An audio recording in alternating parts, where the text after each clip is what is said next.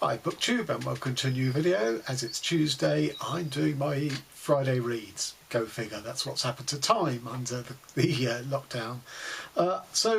Pretty good week, 10 days reading for me. I completed 6 books, 2 novels, 2 poetry books and 2 non-fiction, and really not a dud among them.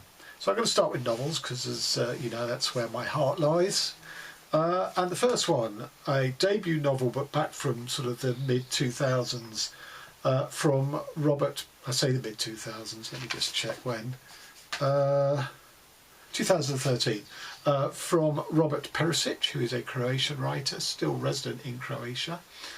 And I really enjoyed this. I mean, for me, this was a 5-star read, and I've actually gone on to pre-order his follow-up book, which is due out later this year. So, plot-wise, he's a Croatian journalist in the new Croatia, and I say the new Croatia because in the space of under 15 years, Croatia has gone from being part of the communist Yugoslavia, through a bloody civil war, through a sort of dictatorship of the party that was basically had links back to the fascist Croatia that was Nazi, basically a Nazi puppet state during the Second World War, and onto the fledgling democracy. So that's a huge amount of change and upheaval in the society. And this newspaper journalist is working for a newspaper that has an arch rival that are sort of competing to tear each other down. And he has come to Zagreb, the main city of Croatia, which is where the paper's located. And all his relatives are looking for, you know, things from him, jobs and that kind of stuff. And one of his cousins is an Arabic speaker, so he gets in a gig reporting on the war in Iraq and sends him out there. And his cousin sends these increasingly sort of surreal and highly literary reports back from Iraq, where he can't get near the war because no one cares what the Croatian media's take on the Iraq war is. The journalist back home has to basically doctor these and make them fit for publication in a newspaper, both to take out the literariness and also to reduce them in size so they'll fit in newspaper columns. And his cousin goes missing in Iraq, and that leads to all sorts of public debate and shaming, and that's basically the plot. But what I really like about this is you know, first of all, the writings from Iraq are very existentialist, sort of, and philosophical about war and what can we actually know, what can we see with our own eyes, what do we trust, all that sort of thing. So they're great in themselves. But what the book really is, it's about that effort of Croatia to, you know, to find itself in the world. You know, it's gone through so many mutations in short order. It's really sort of feeling its way to what, you know, what kind of country and identity it is. So to give you an idea here, this is a pep talk from the newspaper owner. Turbo politics was yesterday. There are no more massacres. Tudjman is dead. Milosevic is finished. There's no real drama anymore. You have to turn things over. Search for new hysterias. Where's the old paranoia gone? It must still be around somewhere. It was easy in the 90s. OK, we were under attack and that wasn't easy, but the war provided information. That was our contribution to global media. We were breaking news. The world took note of us, but not anymore. Now we're ordinary. Now you have to make stories out of ordinary things. We have to shape and mould this new reality. You're all still searching for the old stories, but what's happening now is that reality is amorphous, because you haven't shaped it yet. It's natural that our circulation is falling. That simply means I want new creations. That's what I want. Otherwise there'll be some swift sackings. So that's as I say, that's the backdrop of the book. Of, you know, the book is about Croatia. What, you know, where is it? What is it now? What's its identity? Which people are able to sort of forge ahead and which are left behind. And there's a whole cast of very entertaining characters that populate this book around this journalist. His girlfriend is a wannabe actress. She gets her first big break in the theatre, and obviously she's trying to get as much press on that as possible, but it's all sort of tabloidy, gossipy, sexy. It's not serious art. And this writer he reminded me a bit of Sam Lipsyte, sort of very hip and flip, and sort of quite punchy in his language. But unlike Lipsyte, this guy grounds it in a sort of an overview. He has something to say, which I think Lipsyte always fails to have something to say. So just to give you an example of what his girlfriend's facing. It was all like that. Nothing about anti-globalism. Nothing about George Bush. Nothing about what we philosophise about at home. My little Sanya didn't even notice that she'd been sucked into the interview with a blonde genre. She walked into it like Eastern Europeans into capitalism. Why, only yesterday she'd been lecturing me about the media, how they're the hand that shapes you. If you're a young actress who has to show her tits in a renowned theatre on the periphery of Europe, not even Brecht will get you out of that shit. So that's what I mean. I just really liked the combination of style, punchy, but it had something to say. So 5 stars, really enjoyed this, really looking forward to it. And I'm very happy to report that from this book has come one of the epigrams for my own work in progress, which is always a very pleasing thing to discover. Okay, and the other novel is Martha Wells, All Systems Red, recommended by Britta Bowler. This is the origin book on the Murderbot series, which is basically a security cyborg, which supposedly has no sort of independent thought. It's there to serve its human masters, but it's managed to sort of hack its own operating system and basically has free will, but it has to disguise that fact, has to hide that fact from all and sundry, otherwise it'll be melted down or reprogrammed or whatever. And it's a basic story of this murder bot is the security detail assigned to a mining survey team or on a planet. Stuff happens and the murder bot weighs into action. That's the plot. I had problems with this book in that basically the murder bot here is very almost maternal in its protection of its assigned crew. So I didn't quite see why it's called a murder bot. As far as I remember, it doesn't kill any humans, and the only other sort of security bots it kills are those in the line of duty to protect his charges. So I didn't really understand why he's called Murderbot. Presumably, books further in the series will lead me to discover more about that. So I wasn't quite sure really where this was headed. And the other thing was, there was potential for a lot of contemplation about the difference between sort of AI and humans. What does it mean to be human? What does it mean to be a robot and all of that? That's not really in here. It's hinted at, but it's not really in here because most of the detail is the thought process of the bot reacting and responding to incidents and events around it. Basically the sort of modus operandi of the robot and the calculations that it makes. It's quite dry in that respect. There was one funny thing about it in that as part of its sort of humanising or self-humanising, it's downloaded a whole load of entertainment videos that were provided for the crew, mainly soap operas, and it binge and gorges on those as much as it can, and that feeds into the sort of the humanising process of the bot.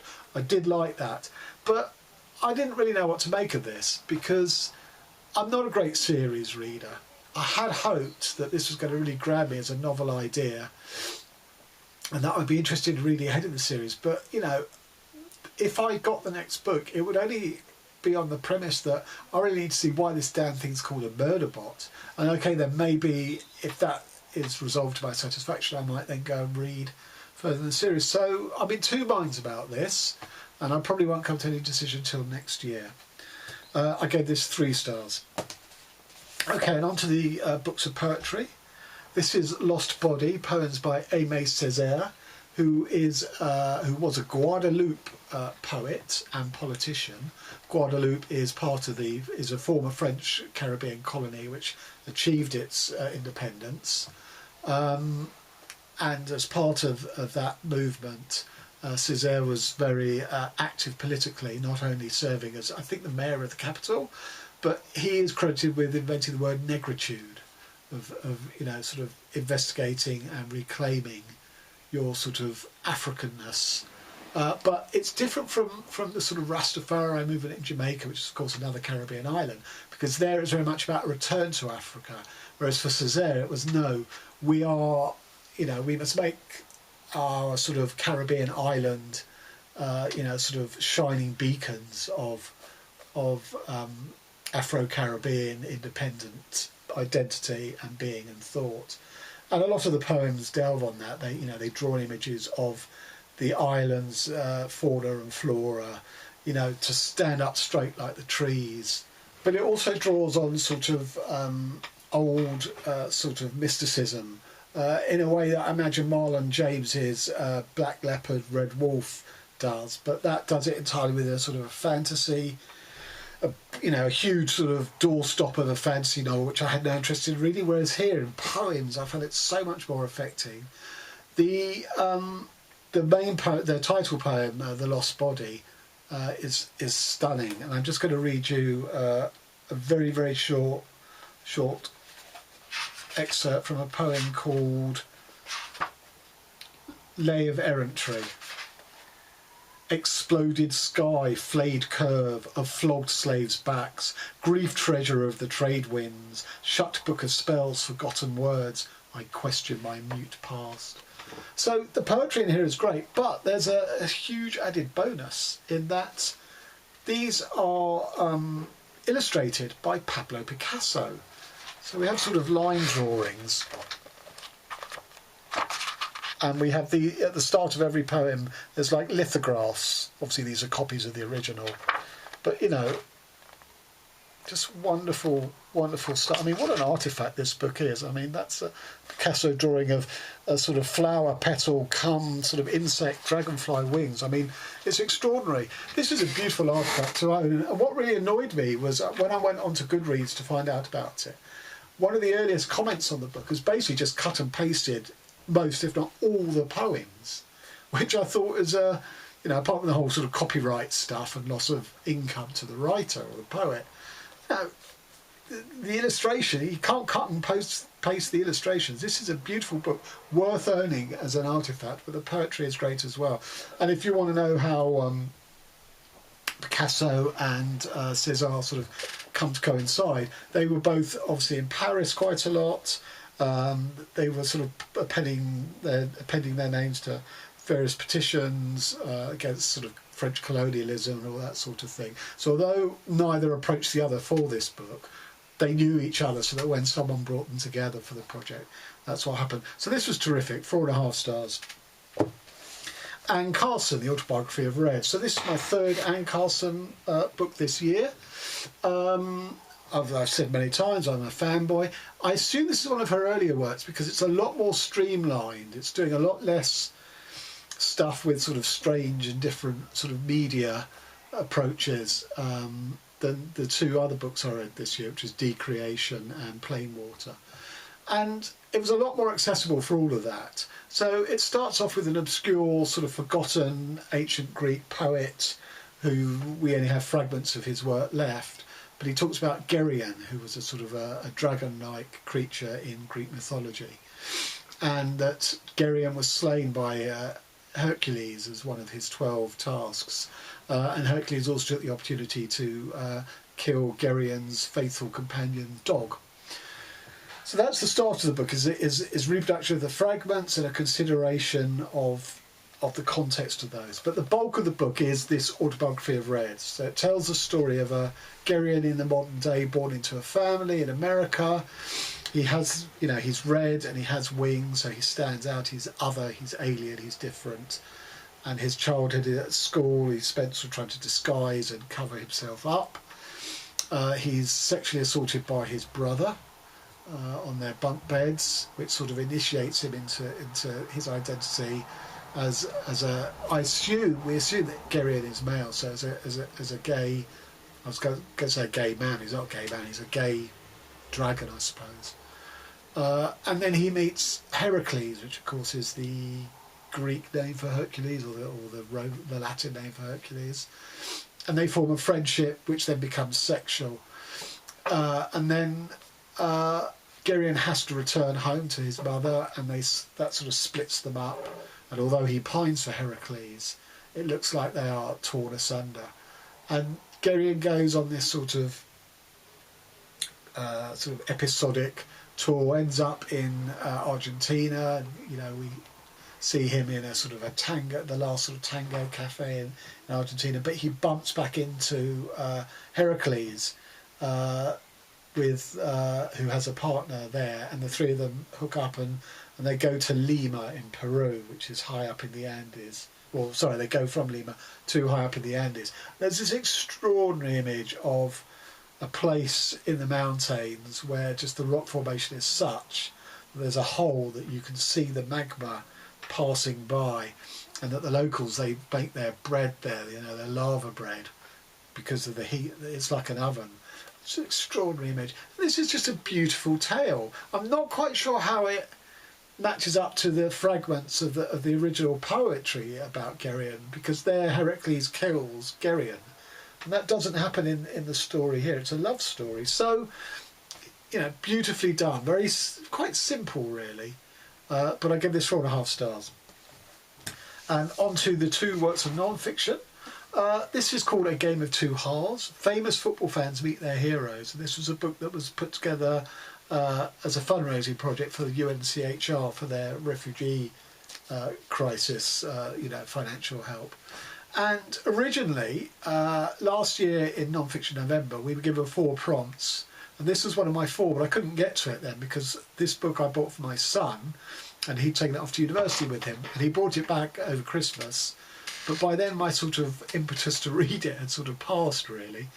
But looking at Kendall Winchester's Reading Women 2020, I realised this could pass for my anthology, so I picked it up finally.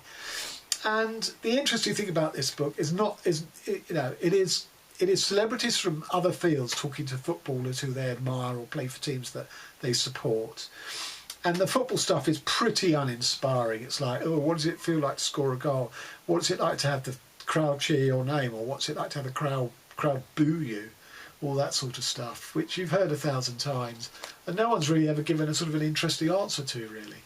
But the interest to be derived from this book is in the relationship, following the relationship between the two, between the footballer and between the celebrity. So we have musicians, we have comedians, we have Val McDermid, the crime writer. I didn't realise that she was the former chair of a lower league Scottish football club. I had no idea, so that was quite interesting.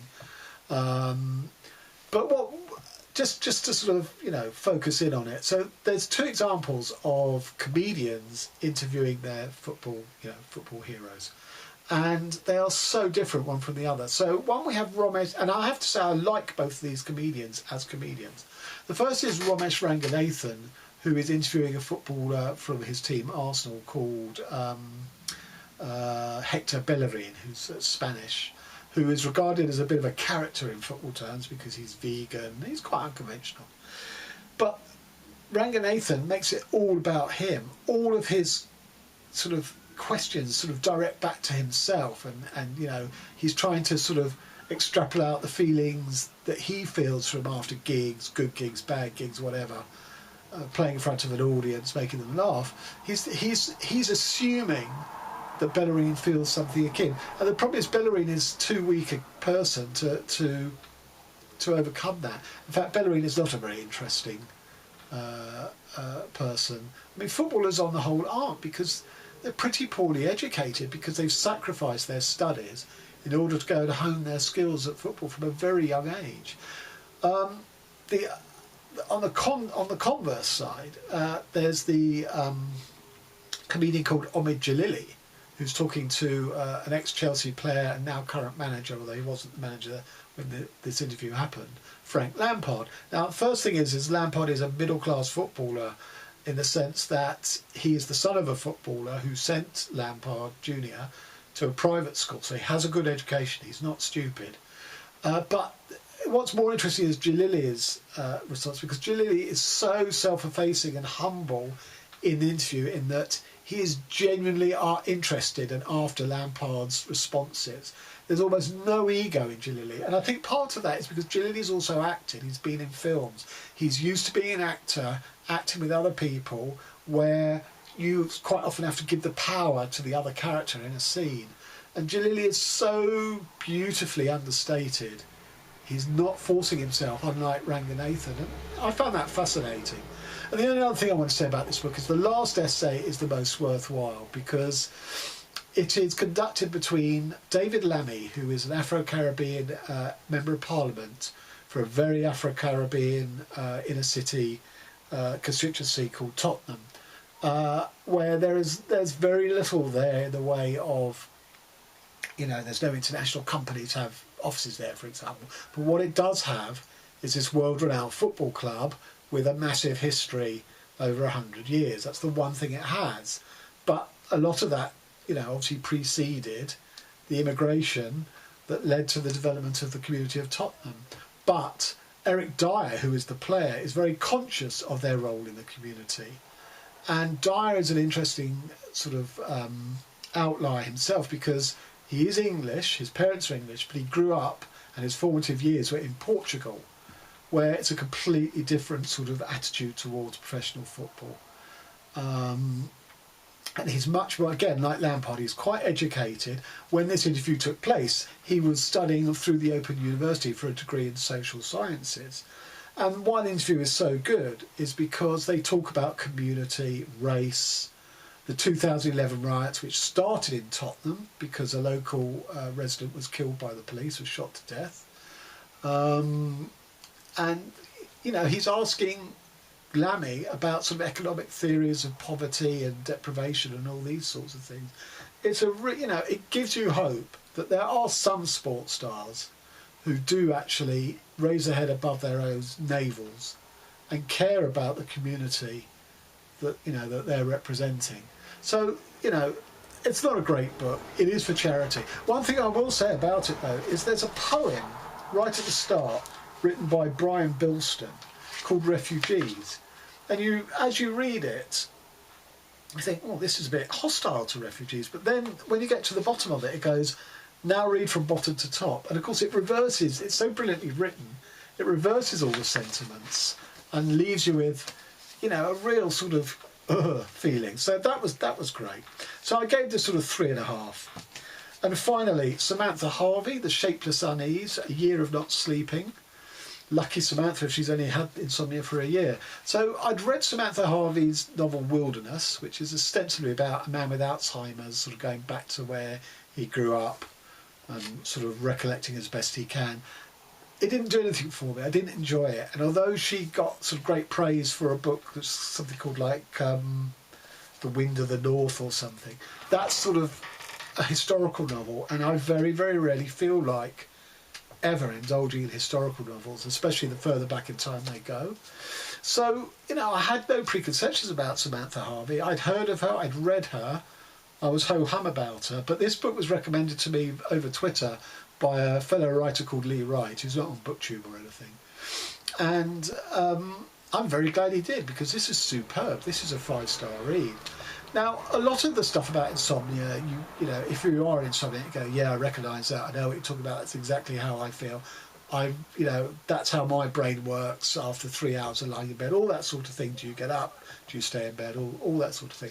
But what elevates this above the sort of recognition, self-recognition, is it's literary. It's wider than insomnia. It delves into concepts of time, because time when you're lying in bed when you should be asleep is very different to time in the day. And also, if you've had no sleep for nights on end, time in the day is experienced very differently from if you've had a full night's sleep and you can attack the day with vigour and energy. So time is a concept. She talks about an Amazonian tribe who have no concept of past and future. They only exist in the now. So they have no collective memory, they have no founding myths, they have no stories, they have no need for stories. Everything is lived in the now, and she relates that back to, well, is that a solution? Because what seems to keep her awake is anxiety about future projections of how things will go, and also things from the past, because the book, her insomnia is sparked off by a series of deaths of family and near relatives. And that's something I explore much more than she does, the association of sleep and death in the manuscript that I finished in March. But as I say, this book isn't just about insomnia. It's about sort of much more existential things. So, for example, "But my sleep was ragged that night," she wrote. But she didn't know anything about ragged sleep when she wrote that. She knew the word ragged, and she knew it was an adjective that could describe many things, including sleep. But she knew nothing about ragged sleep. Nowadays she is shocked by the fraudulence of words.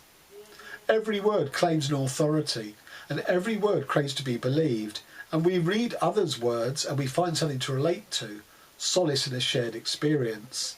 Yet there doesn't have to be any experience behind a word. A word can be a shadow not cast by any object. So that's what I mean. It's highly literary. It's not just about a narrow sort of concentration on sleep.